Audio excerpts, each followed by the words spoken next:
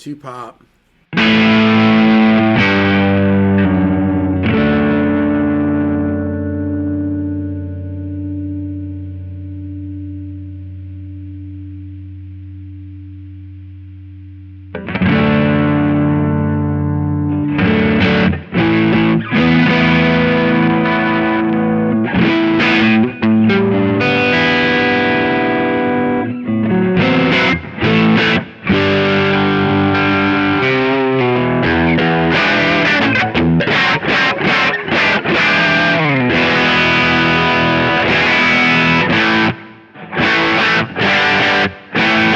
So this is the guitar I learned on. I've had this thing since I was a kid. And this is the Diaz profile, Michael Britt. I think it's called Diaz 3.7. One thing you have to resync you have to re-click on the thing to activate this. Where is it? Diaz. There it is. 3.7, this one right here. Which one thing it's weird I'm noticing, let's see. If I right click on this and I go to make it favorites, right now it's favorites. If I click off of it, see, the favorites is gone. I don't understand why that is, but I'll look into it. Anybody knows why. It didn't used to be like that. But this is the Diaz with the Keysman Early Bird. I love that overdrive pedal. And the Boss EQ in, cutting a little 500 and cutting a little of that top. This is a little bit of a bright guitar. So this is the bridge.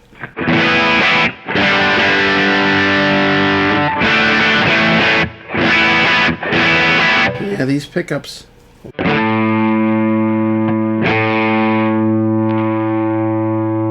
Let me try cutting a little at the tone pot. I don't usually do that, but lately I have been a little bit.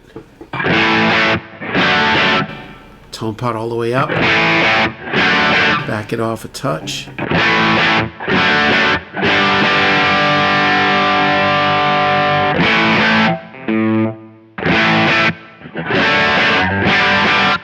And if I shut the pedals off. Sounds more stratty because now it doesn't have all the saturation. That's that Diaz profile. I really like that.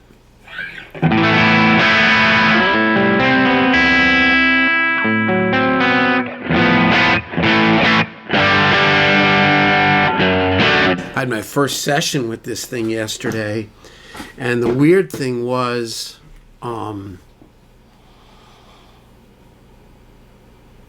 the Kemper was fine. I wasn't so fine. And I wouldn't say I wasn't. What I realized was I struggled to concentrate, and it was just a song. I basically just heard, as I was hearing the song, I was tracking it for the. I heard it for the first time. I'm kind of tracking it as I went. I didn't have charts, so I just figured it out. But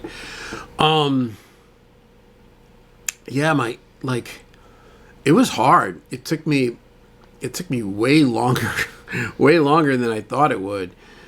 And I think that what I've realized is that I think that this whole process of installing. Let me see the date. I think for some reason I keep thinking. For some reason, November. Let me see, where's install 2020? Yeah, see, November 15th, November 14th, November 12th. Yeah, so it was like, yeah, some of those are old installers, but I think it was basically mid-November when we broke down the studio, and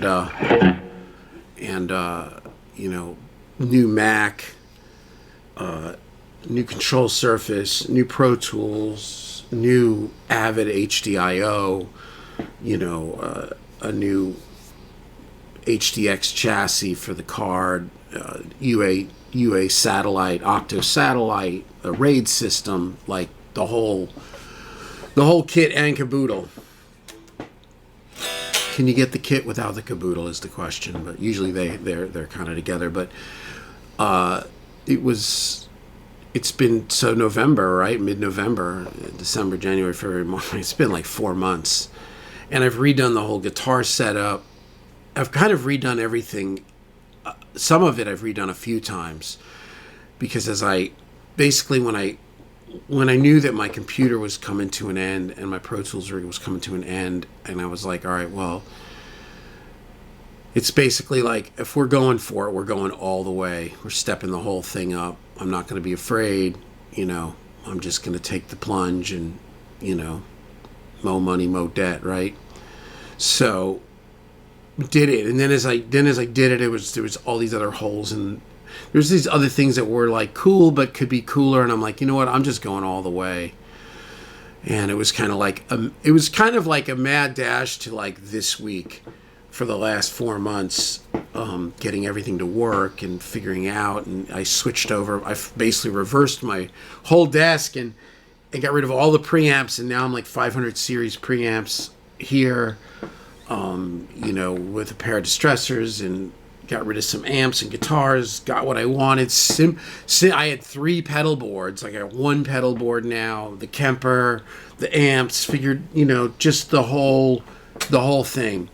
So it's been, the last 4 months has been learning, researching, geeking on stuff, reading, Google, YouTube videos, everything, right? Improving my mixing, just everything. So it all kind of wrapped this last couple of days. I got the last guitar back. We're ready for photos. I've got a girl that's gonna do some photos. We're looking at this week, and this is it. This is the setup, right? We're set. And then yesterday I had this kind of a call, not an emergency, but it was like, listen, we need guitars and we need them like now. I'm like, all right, I'll do it. And they sent it.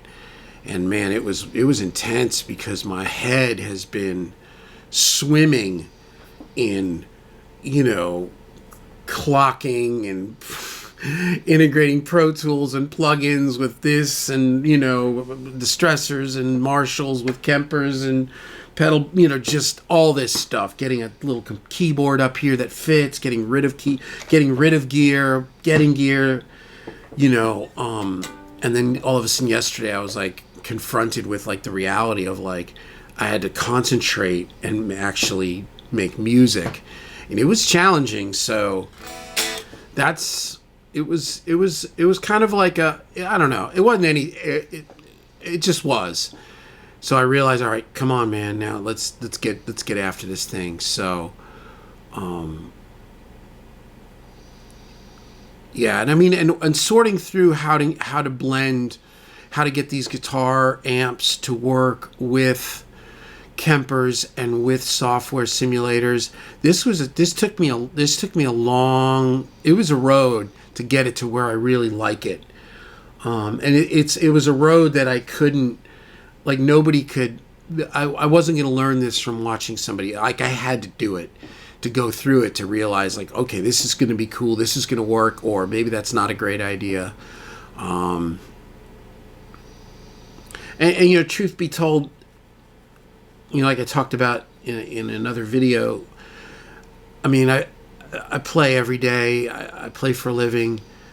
I play the same 2-3 amps every day for the last 20 years, at least 20 years, vintage Marshall, AC30s, deluxe reverb, rectifiers, whatever. That's it. That's all I've really, I've had like probably 100 amps, I had Reeves and I had all these different amps, and they're all cool. And I actually miss the Reeves, but at the end of the day, I'm kind of a Marshall, Vox, Tele rectifier guy.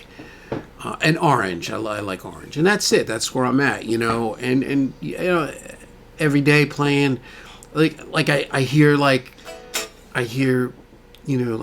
listen to people play, and I'm like, it sounds cool. Like it's a different, like they're using like Divided by 13 or Park, or, that last video the video that Pete Thorne put out about a month ago, going through his amps. Like his top hat just sounded so cool. And I remember I went through a whole top hat phase, and I wanted to get one, and I ended up not getting one.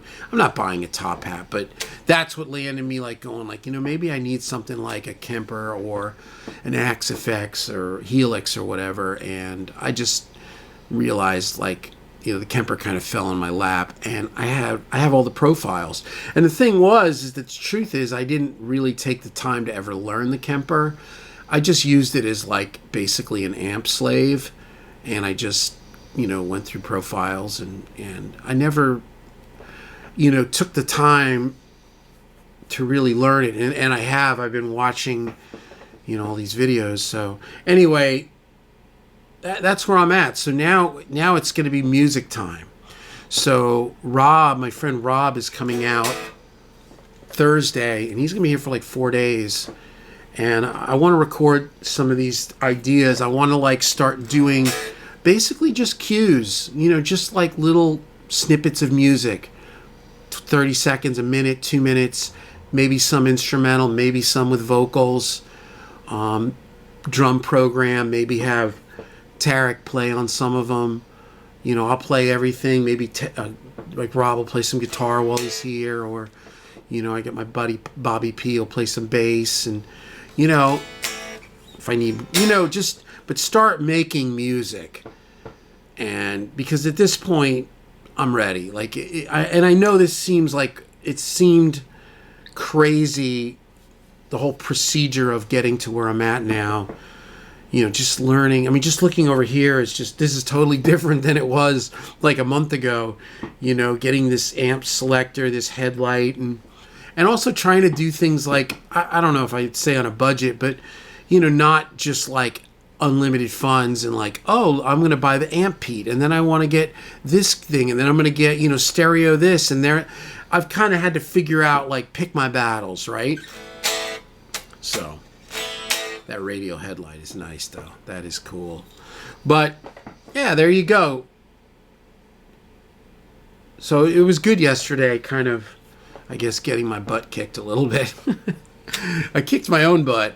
But you know what? I felt, I sent the track out, and I was like, I thought it was cool, but, sometimes, like, I have a very, how do I explain this? I have, like, a funky way of hearing music sometimes, especially like certain types of guitar playing. Like I just have my own thing. So like whenever if I really express that in a session, how do I put this? Sometimes it's just better to just sound generic. Not generic, but just like sound like everybody else, like the same stuff, right? Because then you kind of know, like, oh yeah, that's cool. Oh, that sounds like, oh, that's you too. Or oh, that sounds like David Gilmour. Or oh, okay, that's that's a John Mayer blues thing. Or that's that sounds like the pop thing. It sounds like Kelly Clarkson rhythms. It's very similar. But sometimes I start to move away from that, and I kind of have my own thing that I do that's funky, and I don't really even know what it is that I do. There it is. It appears. There it is. It's what I do. I don't even, I've never even analyzed it. I couldn't even tell you what modes or, the tempos or, I don't know. I just don't know. It's what I do. So I start working on this session, and I'm like, oh my God, like, how do I do this? Like, what do I do? Do I be me and then maybe, run the risk of the client going, oh, that's pretty cool, but, we really wanted bacon and eggs, and you gave us, like, green eggs and ham or some other weird thing, so I kind of, I rode the rail on it a little bit and put a little me in and kept it a little straight down the middle. And I sent it out, and, of course, the producer didn't hit me back for a couple of hours, and I'm like, oh, no. Oh, no. But then I finally called him last night. I'm like, hey, did you get it? He's like, yeah, it sounds great. I'm going to talk to the client. I'm like, all right, okay, cool. But, it's weird putting yourself out there, man, doing sessions, because you're always like, okay, is it cool? Do you like it? I if I like it, that's one thing, but that doesn't mean anything, right? I'm not the client. Nice guitar. It's a little buzzy. Yeah, I gotta take it to the dude. It's mainly that D string. But there's where I'm at. So it's kind of like school's out. So I'm thinking that I'm going to be moving into starting to shoot some videos, making songs, and a lot of this stuff that I'm going to do for YouTube, it'll have to be like my own thing, because I don't post me working on clients' music usually. Once in a while, if it's something like that I've written for them and I ask them and they're like, cool. But I wouldn't make that a practice, because it's not cool. This is not, it's other people's work. And especially if it's half made, they don't necessarily want, they don't want to have the song played on the video with like a click track and a tambourine and like a scratch vocal and like, piano or something. For me, when I'm making it, like that to me seems normal. It's cool to me. Like I like to see songs in all phases, the good, the bad, and the ugly, so to speak. Like nobody wants to see how the sausage is made. They just want to eat the sausage.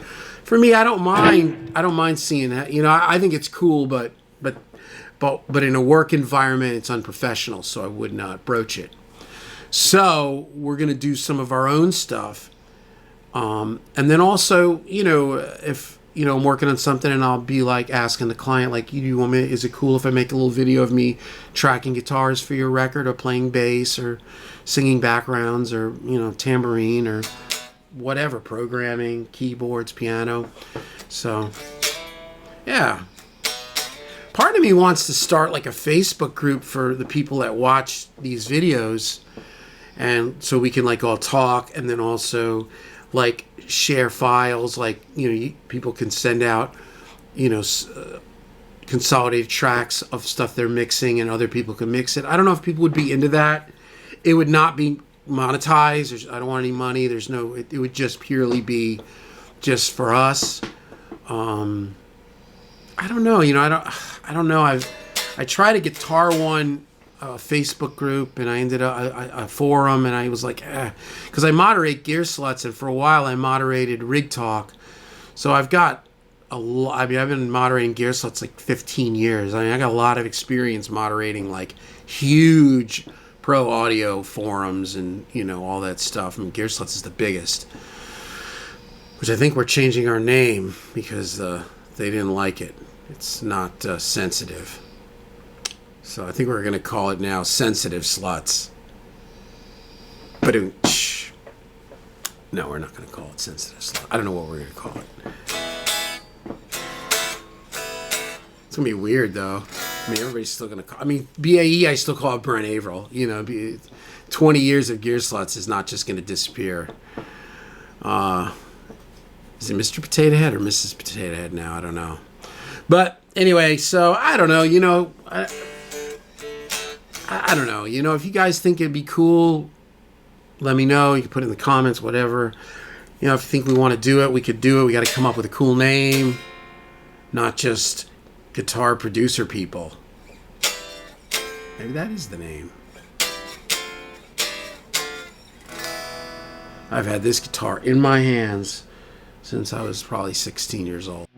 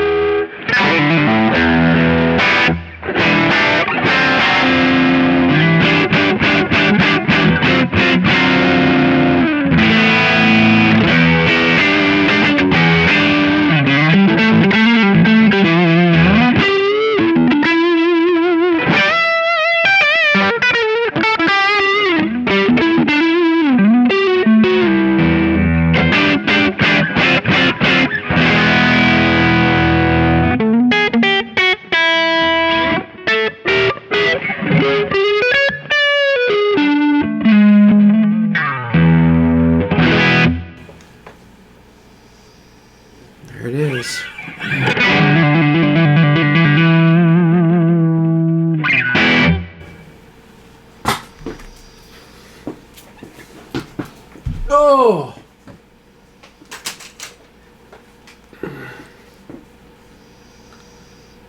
Boom.